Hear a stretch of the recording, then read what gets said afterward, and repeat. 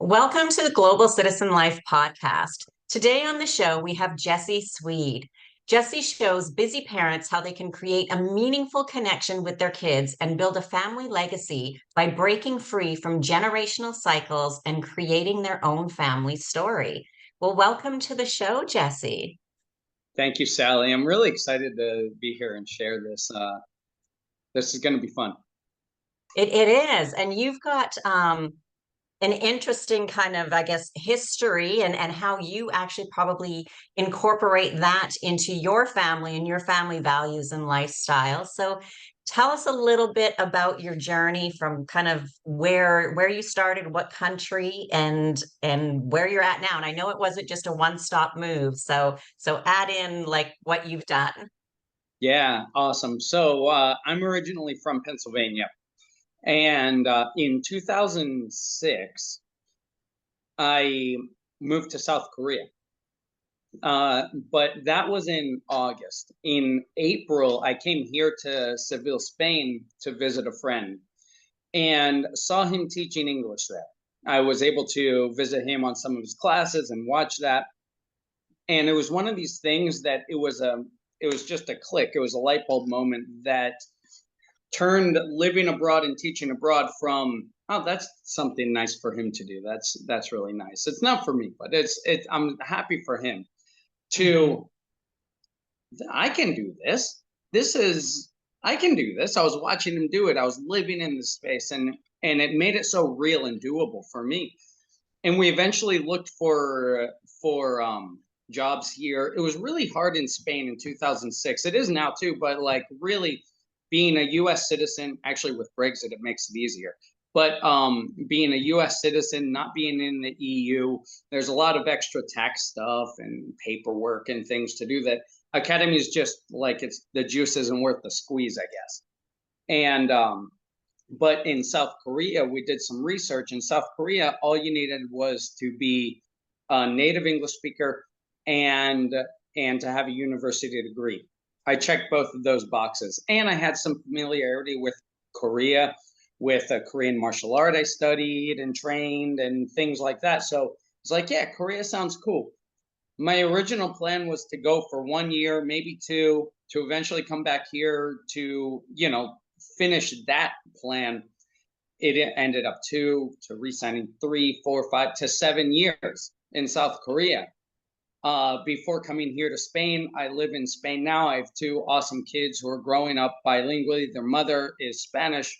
I'm me, and it's just amazing to see, raising kids in two different cultures. It's not without its challenges, but what family dynamic isn't, Right. so it's a journey. Excellent. So had you been to Korea before you chose to apply for teaching jobs there and move to Korea? Because that's not, even now, it's not one of the kind of more common places that expats generally move to. Yeah, well, yeah, maybe not, but I think it's increasing. At least when I was Hmm. there, it was increasing a lot because Korea is becoming more and more well known. Their food is becoming more and more well known. Where in 2006, it wasn't. Like I was only familiar with South Korea because of, the flag. I was on our gym. I had Korean martial arts instructors and Korean American friends, but I think by and large, it wasn't. And it can be scary for people. I was a little familiar with reading the language, but like you're in a language that you can't read, you don't know what it says. You like with Spanish, you could see the word CASA. And even if you don't know what that is, like you can read it. There's a level of familiarity. But if you see like a Right. Korean word, like what is that? You know what I mean? So it was And for intimidating. me, it would be like all those letters look the same. Like Yeah. as you said, like to at least with the alphabet as we know it in English and Spanish and things, we recognize those. But if I would think at like with Korean or Chinese or things like that, to me, I can't tell one letter from another. Yeah, and then you're like, do you read it right to left, left to right? Like, what is that? You know what I mean? So Mhm. landing on the airplane and seeing signs with that, I landed and the academy owners came to pick me up.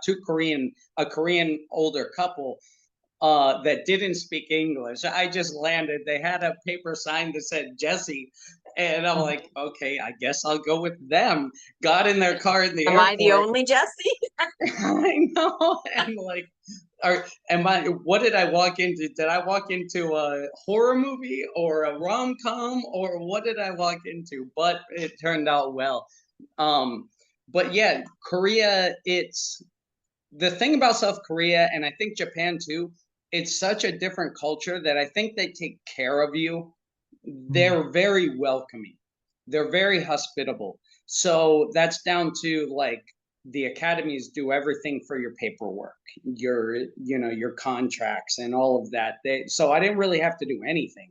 Like I had my visa Nice. before I left, my work Hmm. permit before I left. They did took care of all Okay. And so you're there for 7 years, obviously enjoyed it because it was substantially longer than your 1 year plan. Um, and then you moved to Spain. So did you meet your wife, and have your kids in Korea, or did that happen after you moved to Spain?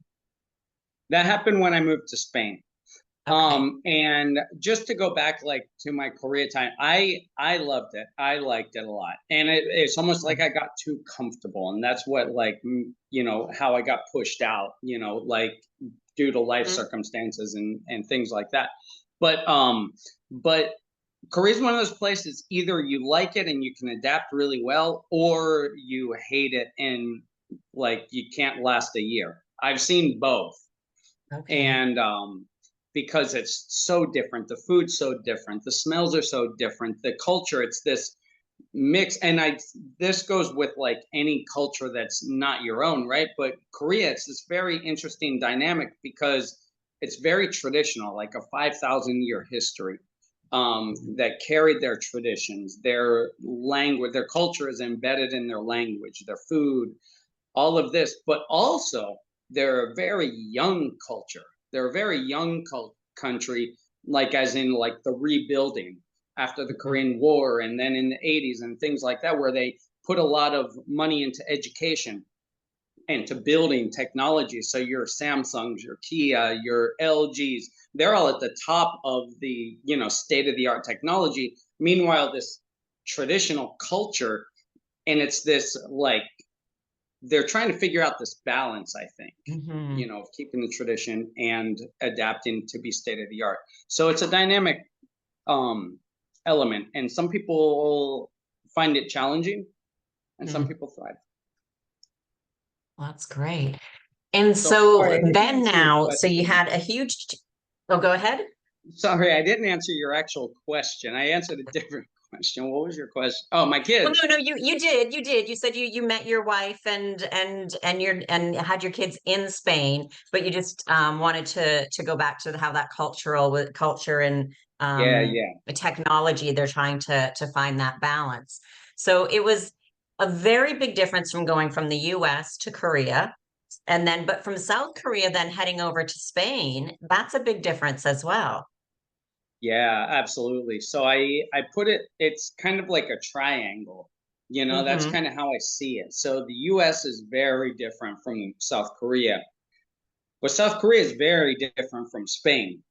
And Spain's very different from the US, right? Right. So it's like you need to kind of like accept that when you go to a different culture. Accept it like I think if you go to a different culture and you have a level of humility and open-mindedness, understanding things are going to be different, understanding that there are some cultural things you're not going to agree with, Hmm. and understanding and expecting that, I think that would really make your time a lot more meaningful. You know, Absolutely. Yeah, it's adjusting. I mean, part of the reason why we move is for those different experiences, right? If that if we that's enjoyed exactly everything at home, we wouldn't want to move. We would love it there and enjoy it, but we move to have the differences And you're right. Sometimes it's a challenge to embrace them. Sometimes they're very different, but that's part of the experience. Yeah, I agree. I agree. And that's like, I agree with that. Absolutely. It is part of the experience. That's kind of why you get curious about another culture, you know? Hmm. Yeah. And so now you're living in Spain, and you've got your company. So have you incorporated, or do you have your company in Spain, or is it located outside of Spain? No, it's in Spain. And how is that process go for you for setting up in Spain? And a nightmare. I mean, um, I know I've lived in Spain for 5 years. I know what people go through, and I've got friends who do it. But for listeners who don't know, and perhaps this is their first time listening, or the first episode of talking with somebody who's started their autonomo, as they call it in yeah. Spain. Let's talk about that a little bit. And I know it is very challenging. Yeah, and it's challenging because yeah, and for anyone who is thinking about Spain, like autonomo, that's the like the self-employment thing, Right. right? Um and it's first of all, they collect money like to pay, you have to pay a fee, an autonomo fee, whether you make an income or not, right? Mm. So that's the first thing. Like they're taking money right from the get-go without much support at all. Like they don't provide, it's only like to say, okay, you can start a business. Good luck. Whereas, and not even good luck, but like good luck and give us ours, you know. Yeah. And not even good luck. There's not support.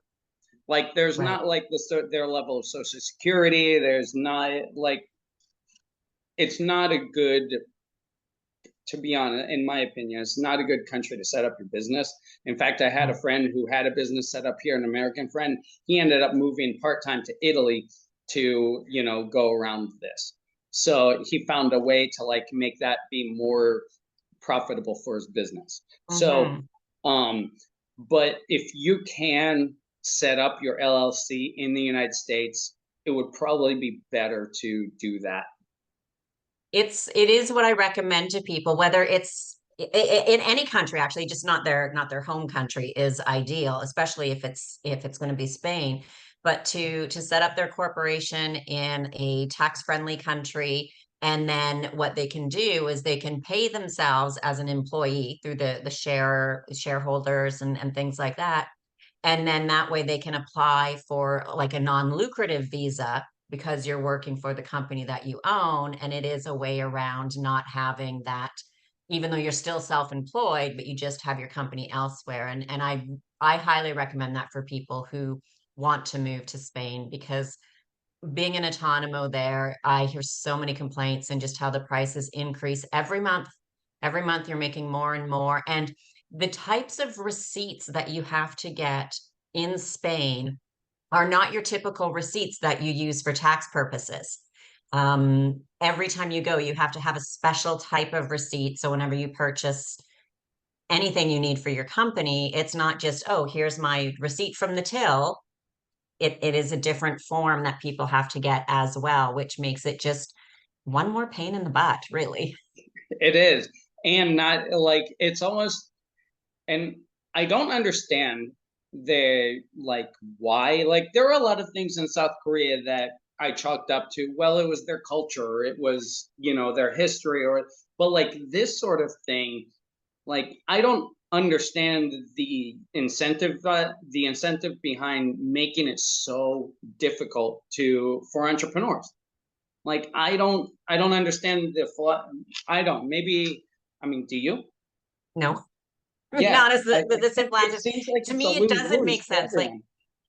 I think every country really should make somebody who wants to be an entrepreneur, a business owner, startups, they should make it so easy, because that in turn brings more money into the city and the country. right? Yeah, Tax dollars. And, absolutely. if my company's doing well, I'll be hiring people or I'm buying more things. So Definitely. therefore I'm Yeah. spending more. So it doesn't make sense to me why they make it so difficult. No, and you'll eventually, if they're helping you earn more money, that's more tax money. Well, if you and Hmm. like you said, employment. Plus, if you have a company that is like this was founded in Spain, like that's incentive right there. Like I don't see it must be some level of corruption in some way. Like that's the only way.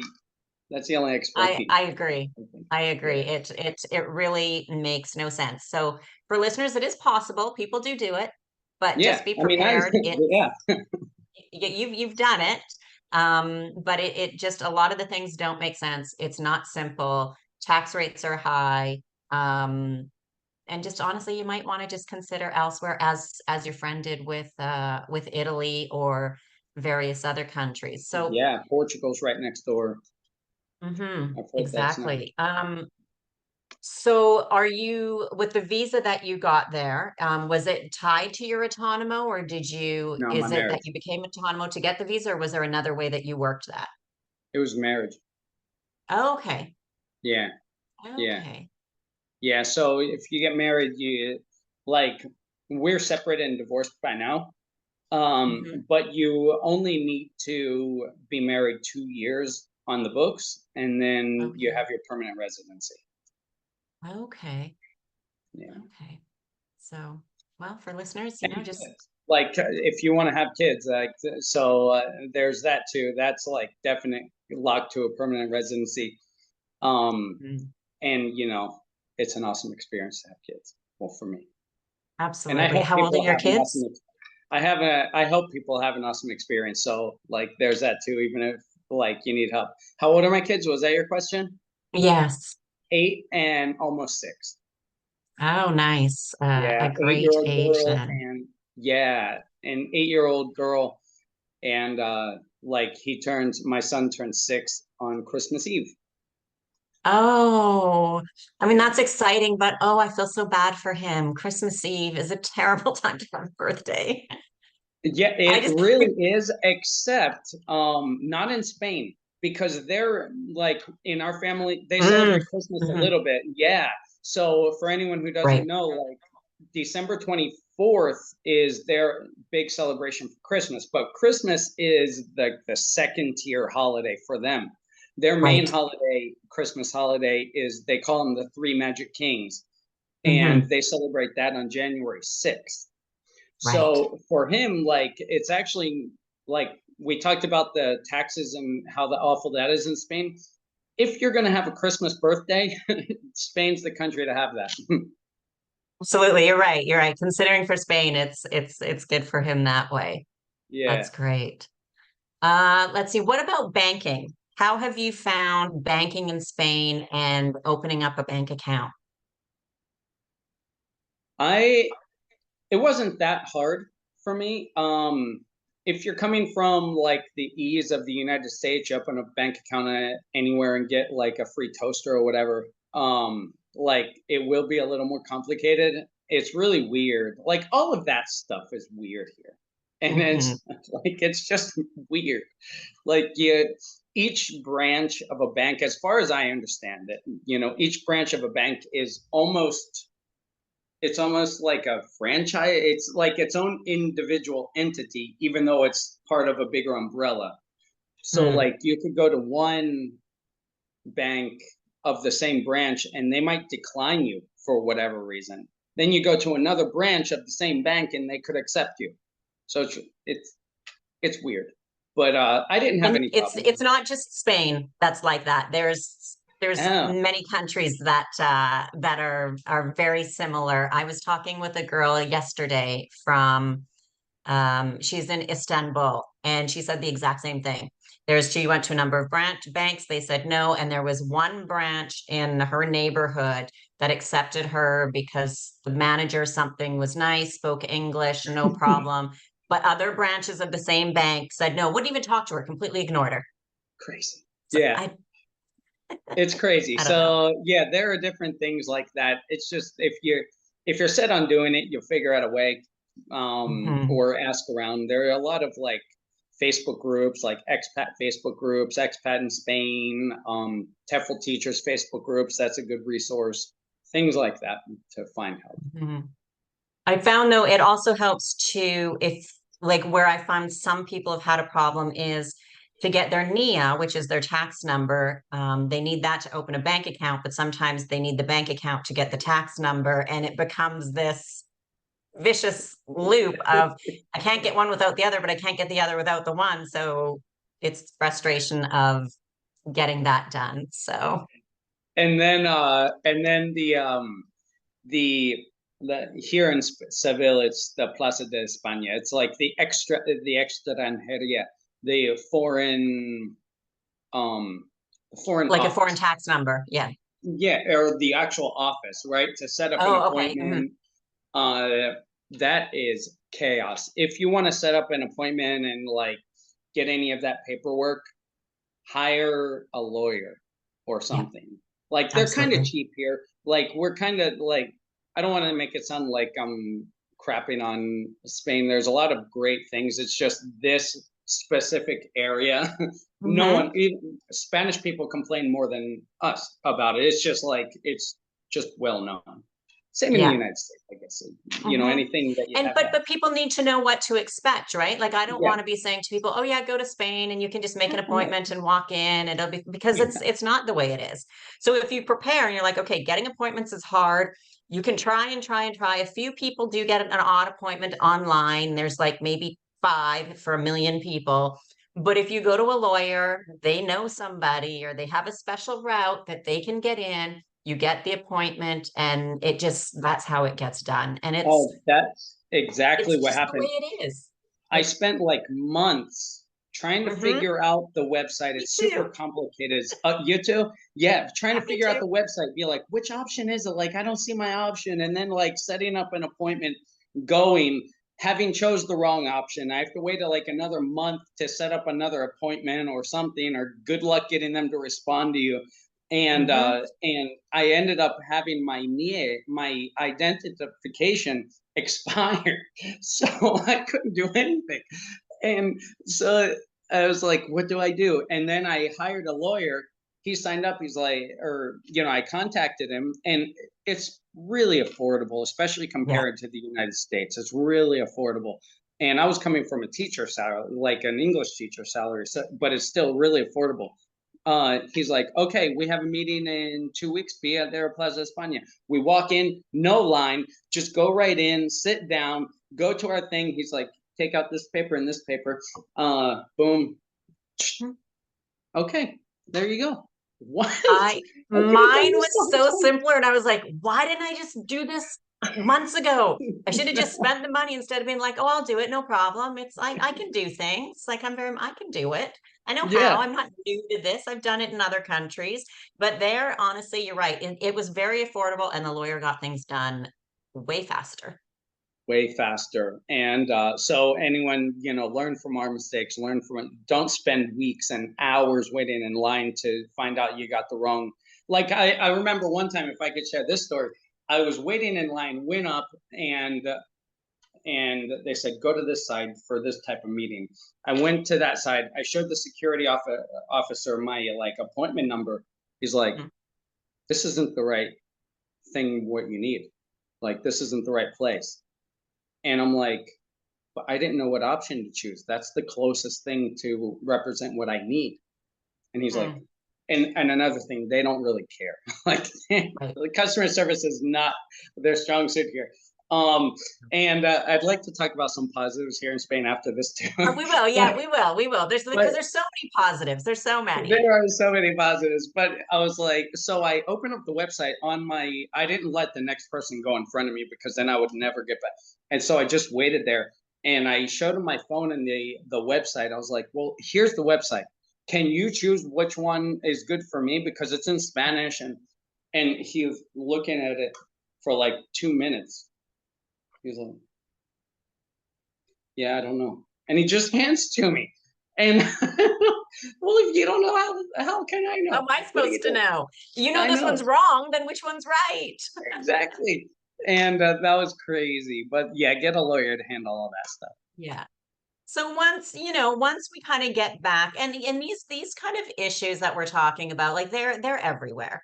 There's and I know people who have had issues even getting into Canada, getting into the United States. So it's not just like Spain's a tough country to get government stuff done. I mean, let's be honest, every government in the world is terrible. Like it takes time.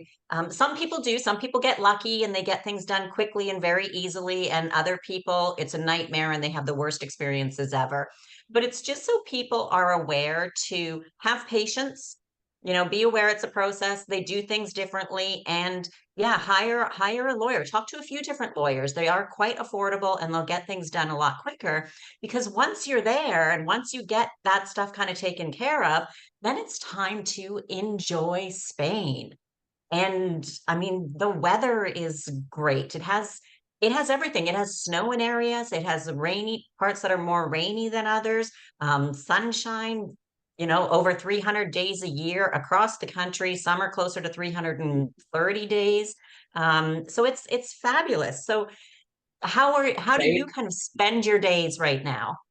yeah, so it is so great. In fact, it's so great that I came here in 2006 to visit my friend for a week. We extended, and this goes to show you those little decisions that change your life. I planned to stay here a week with him. It was my first time of going abroad by myself. I didn't realize that a week was nothing. So like as soon as I landed, he's like, dude, you got to stay another week. Extend it 2 weeks. So we like did it, like paid a little fee to the airline. You could do that back then, and extended a second week. In that second week, that's when I visited him at his school, and that was the life changing, visit. And I just like, because immediately I fell in love with the sun, fell in love with like the energy here. The sky is a different color blue here in Seville. I'm down in Seville, and this was in April, so the weather's beautiful in the spring, and it's like a relaxed feel. They like the energy in the street. They live in the street. Like living is like they're not glued to their job, so there's a lot of that, um, Mhm. which has its positives and negatives if you want to be productive. But like Right, right. Well, they're better it's at just balancing it, really. They're kind of, sometimes, yeah, sometimes it's slow to get things done. It's because, but they're also enjoying life. And yeah, once we adjust from North America, go, go, go, and that's part of the reason why people want to leave, there is that adjustment period because there's still part of you that's like, come on, let's go, let's get things done. And then say, wait, I need to slow yeah. down. That's why I'm here. We do things slower. Things are closed on Sunday. I It's still I was love just that. gonna say that. Yeah, I was just gonna say that. Everything except for a few small shops and Yeah, some restaurants, but generally you need to be prepared that everything is closed on Sundays and you just enjoy your Sundays with your family and friends. yeah, yeah. And it's one of those things that like at first you have to adjust to that, because then there are some, shops and supermarkets in case you need milk or bread or whatever. But like if you have to go big shopping or something or get shoes, it's like you got to do that before Sunday. And then you just learn to appreciate, Mm, like there's something nice to it that you can't. And whether you have a family or not, it's just like you can have your day. Like it doesn't have to be a go, go, go, right. lifestyle. Yeah.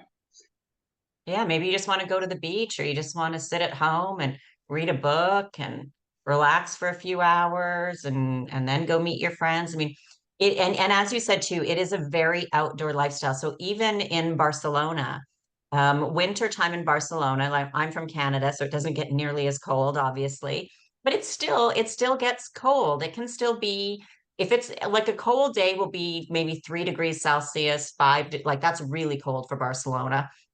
But even if it's around normal, I would say would be about 10, 12. But it's humid, so it feels cold. So eat all year round, people will eat and drink outside. They have Yeah. heaters, they have blankets for people, and you will see people eating and drinking outside all year round. kind of don't get the winter part, like December, January, February, because I think unless I'm eating cold food, my food's gonna get cold really quickly. Yeah. They don't care. Yeah. It's you have if you're hungry, you have a little something to eat, you have drink, and we sit outside, and it is very much an outdoor lifestyle. Yeah, and here in Seville, like tapas are huge, which are small Yeah. portions of food. So I think that's Hmm. partially it too, because they do like they talk and then eat a little bit. So then it's like not this whole plate of food. It's more of like a social. It's not just like, you Right. get your food, I have my plate, you have your plate, and then we kind of like eat and then maybe have a conversation. Like it's conversations are going on all the time. It gets quite noisy, but like it's kind of cool. Like it's a cool energy. Hmm. And how, oh, so first, when was the last time you were back in the United States? Like 5, almost 6 years ago. Okay. Oh, it's October, so like 6 years ago. Yeah. 6 years ago. Okay. Um, because I was gonna ask, and it may be a little bit hard for you to talk about a bit because you haven't been there, but the cost of living in Spain compared to what you are aware of within the United States, or even maybe if you can compare to South Korea if you've been back there since you've left. Yeah, I haven't been back there, but I that is something I wanted to get into too when we were talking about the price of lawyers and things like that, the cost of living. If you're coming from the United States, like it's so affordable. So if you have some decent savings and you kind of are trying to figure things out here, that decent savings will go a long way here. So because the typical salary of like a normal, shop worker or waitress or waiter, it's probably around $1,000, $1,200 a month, like not a week, a month. So Mm. if you take that, you could say like, okay, well, I could go shopping for a fraction of the price of what I'm used to. I could go out to eat for a fraction of the price of what I'm used to, right? So the cost of living is a lot more affordable than the U.S. Like private, first of all, they have health, public health insurance, which is not that great, but the private health insurance is very affordable too, especially coming from the US.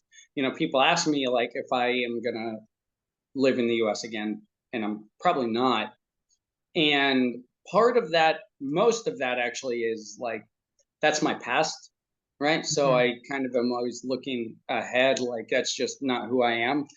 But also just the health insurance alone, like it just doesn't make any sense to me how people, I mean, this is a political conversation, I guess, but like how people argue to pay more for health insurance.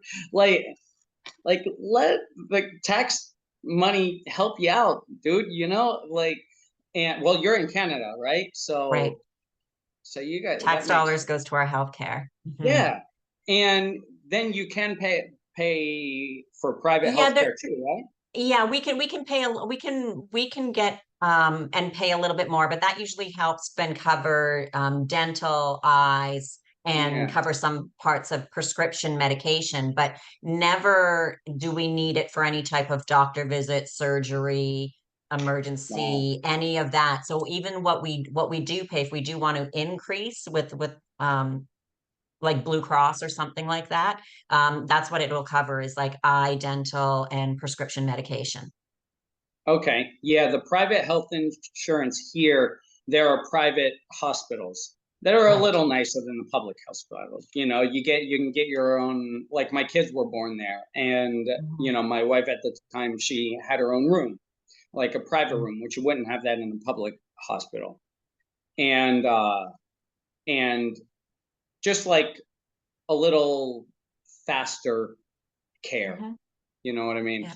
So, but it is affordable. It's like 100 a month for the family, 150 a month.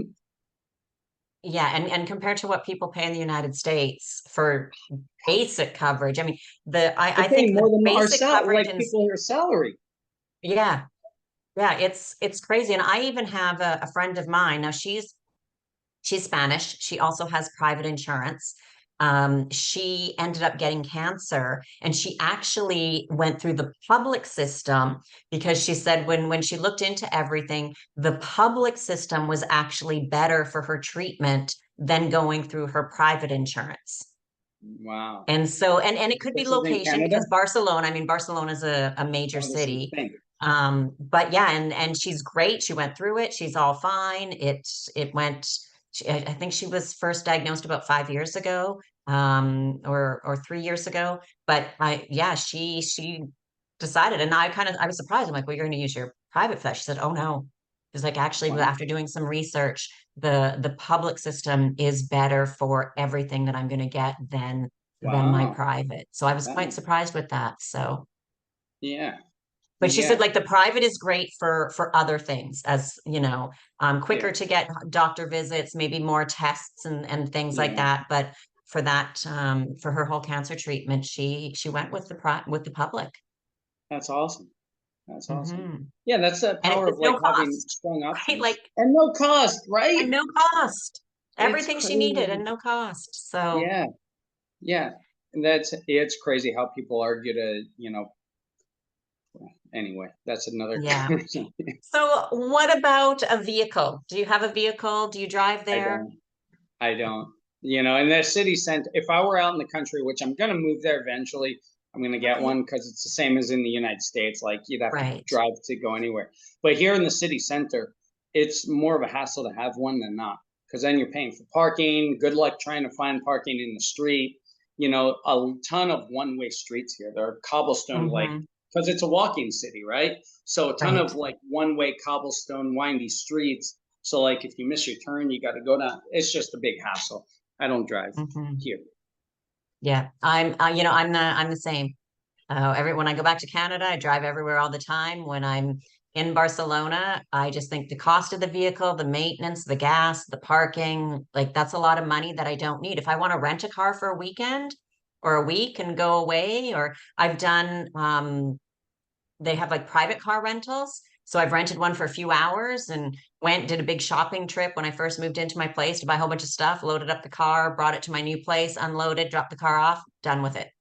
Easy And peasy. so that's a Easy huge peasy. savings of not needing a car. Yeah. And like here in Seville, and I'd imagine in Barcelona even more, like the bike path, the bike trails, it's so easy to Yeah. bike. Oh, And absolutely. now that there are scooter rentals, bike rentals, like all of these private companies and the city options, like it's Hmm. just like it's so easy to get around. Yeah, it's fantastic. So, Jesse, let's talk a little bit about what you do. We did talk about being an autonomo there and getting things set up. So, tell our listeners what you do and how they can get in touch with you if they wanted to connect. Yeah, so thank you for asking.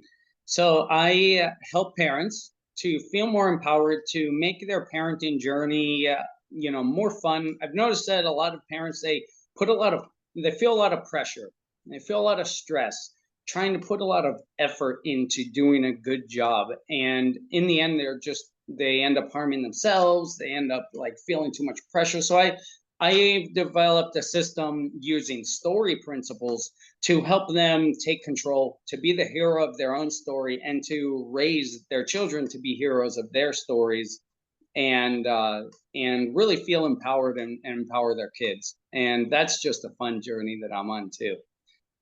That's And I guess fantastic. like the best way to reach me is on Facebook, Jesse J Hmm. Swede, and the my website is eaglemethod.newzenler.com. I have some resources on there to that you could take and use, some resources to help regulate emotionally, some ideas, some workbook that I have, like all that stuff's free, and reach out and say hi on Facebook.